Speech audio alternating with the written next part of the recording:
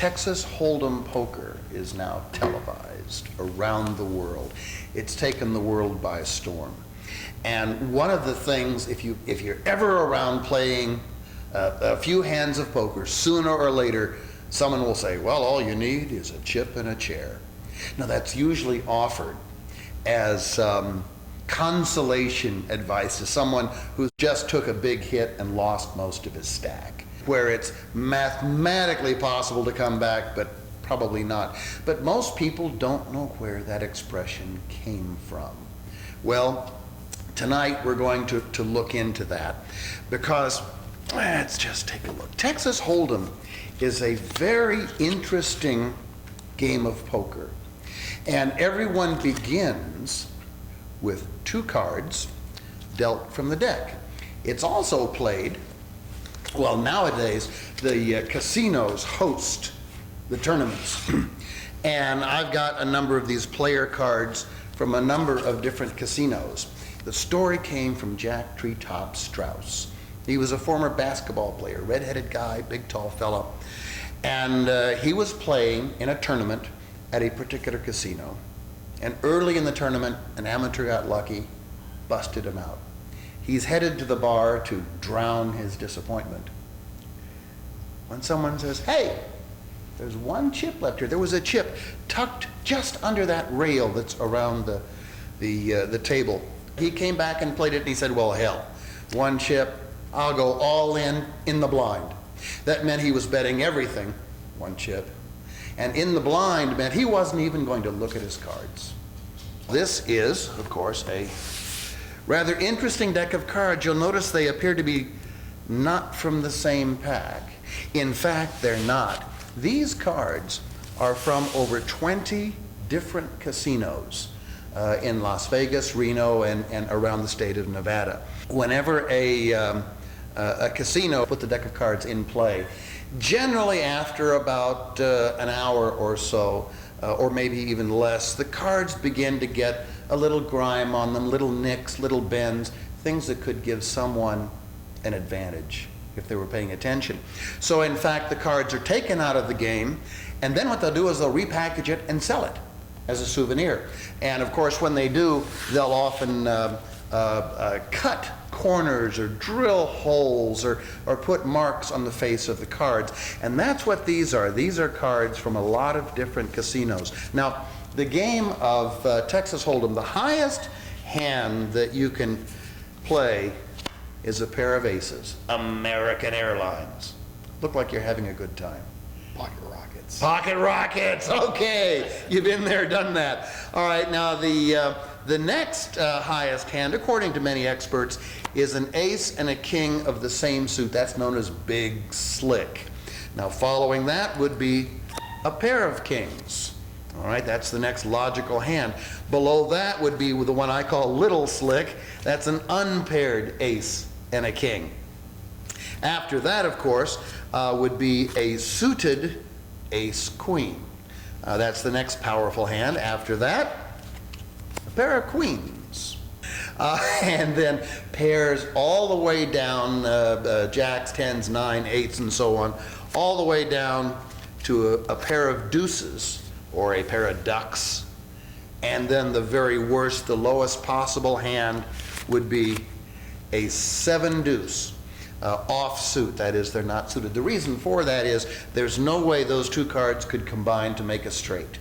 And because they're different suits, getting a flush would be very, very difficult. By the way, all the cards that I have been dealt are called the muck, and they're pushed to one side.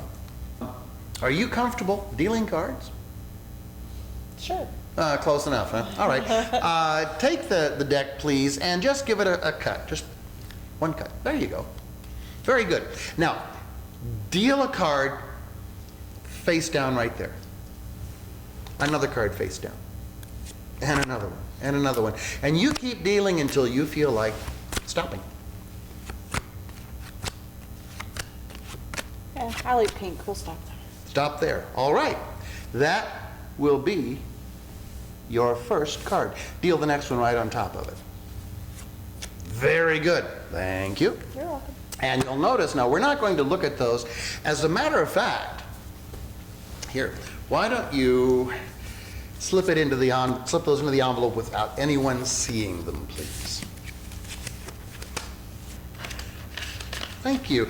And while you have the envelope in your hand, notice also I have a number of chips, casino chips. This one is for 1,000. This one is worth 20. This one is 100. This one is 500. And this one is 50. So take these chips and kind of below the edge of the table where no one can see, slide one of them into the envelope. And I'll turn aside because it's more fun if I don't know.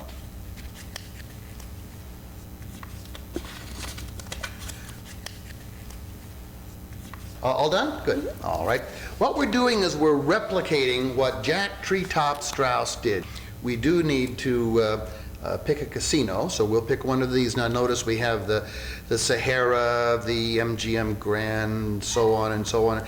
You'll notice that the cards also have on the back little, it's like ATM stripes. That's because they actually track the player's action through the casino, so that they know how to give out comps and so on these days. You can even give this card to someone who is a pit boss at a blackjack table, for example, and he will go ahead and give you credit for playing time when you're playing there. We're going to select a casino, if you would, and once again, it'll be a very simple thing. What you're going to do is you're going to cut one card, or just a number of cards, okay? So just lift and hand the pack to me. Thank you. Okay. Now you have selected Binion's Casino. All right. Among the many, Binion's is the one. Now remember, here you have your chip, the card you're playing. So now, shuffle up and deal. Gee whiz, I almost forgot. Isn't it wonderful when you when you can't remember where the heck you're going with Low that? blood sugar. Is that it? All right. Low blood sugar indeed. So, ugly. I can't shuffle at all, so it's better. Oh, okay. Well, very good. And then, whenever you're playing Texas Hold'em, there are 5 cards dealt. Those are the community cards. The first 3 are known as the flop. Don't ask me why. Now, normally at this point there would be a round of betting, but since Treetop was all in, there's no opportunity to bet now. The next card dealt would become the turn. That often is the hand that turns a good one into a bad one, or a bad one into a worse one. And the final card, of course, is the river. Oh, you've been watching television. Now there are a number of possible hands. Now, in all cases, the player matches his 2 cards with all of those to make a winning hand. And of course, this is what Treetop Strauss did.